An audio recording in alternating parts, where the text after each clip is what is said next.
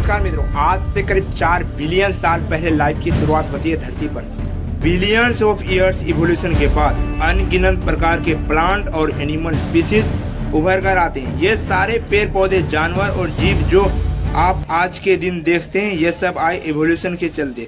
इनमें से एक स्पीशीज होती है होमो सेपियंस की भी, यानी इंसान। लेकिन सवाल यहाँ उठता है कि अगर इंसान बंदरों से आए तो आज के दिन भी हमें बंदर क्यों देखने को मिलते हैं? ये सारे बंदर, चिंपांजी और गोरिल्लास इंसानों में इन्वॉल्व क्यों नहीं हो गए?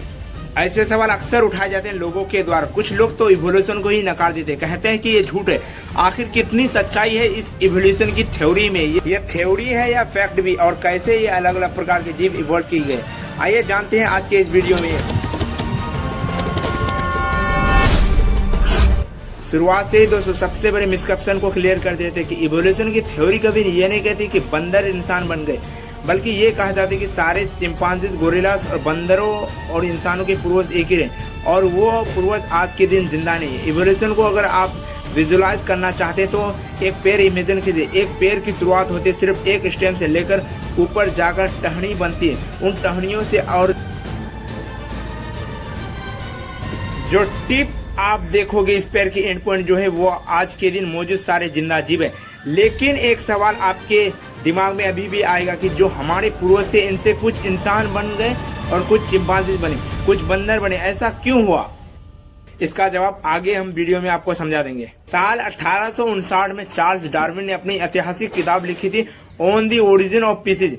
इस किताब में उन्होंने थ्योरी ऑफ नेचुरल सेलेक्शन की बात कर दी है। अब थ्योरी ऑफ नेचुरल सेलेक्शन की बात सुनकर आपको लगेगा कि कोई बड़ी मिस्टिकल सी चीज हो रही है, सभी जीव में कोई इनर इंजीनियरिंग चलने लग रही है। लेकिन ऐसा कुछ नहीं, बड़ा सिंपल फंडा है।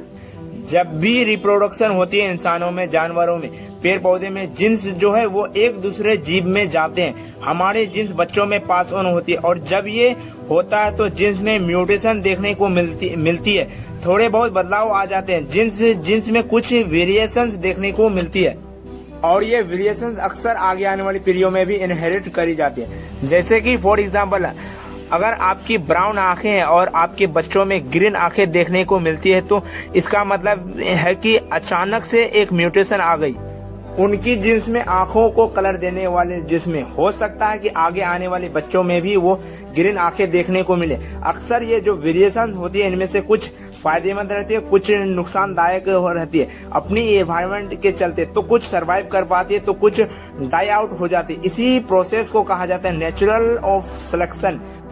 फॉर एग्जाम्पल, मान लो कि एक मेंढक है जो ब्राउन कलर का एक जंगल में रहता है। इसके 5 बच्चे होते, 5 में से 4 ब्राउन कलर के होते, एक ग्रीन कलर का होता है। यह ग्रीन कलर का मेंढक बड़े अच्छे से डिस्गाइज कर पाता है, अपने आप को कैमोफ्लाइज कर पाता है ग्रीन कलर के पेड़ पौधे के बीच में। एक दिन एक सांप इसके चलते से एक एडवांटेज मेंढकों को खा जाते हैं क्योंकि वो आसानी से दिख पाते हैं। लेकिन यह ग्रीन कलर का मेंढक दिख नहीं पाता, बच जाता और आने वाली पीढ़ियां भी इसकी ग्रीन कलर की होती है। कुछ इसी तरीके से मोटे मोटे तौर पर थ्योरी ऑफ नेचुरल सिलेक्शन काम करती है। यहाँ पर कई टर्म को यूज किया जाता है, सर्वाइवल ऑफ द फिटेस्ट। कई मोटिवेशनल स्पीकर इस टर्म का मिसयूज करते हैं, ये कहकर कि जो फिजिकली फिट लोग हैं सिर्फ वही सर्वाइव कर पाएंगे। लोग इमेजिन करते हैं कि जिसके बाइसेप बड़े बड़े होंगे, ट्राइसेप होंगे, सिक्स पैक होंगे, एब्स होंगे, उन्हें ट्रेड्स का यहाँ पर सर्वाइवल देखने को मिलेगा according to theory of natural selection. लेकिन ये कहना एक्चुअली में गलत होगा।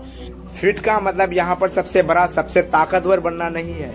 चार्ल्स डार्विन के अकॉर्डिंग फिट का मतलब जो भी अपनी आसपास की एनवायरनमेंट में सबसे अच्छे से फिट हो पाए।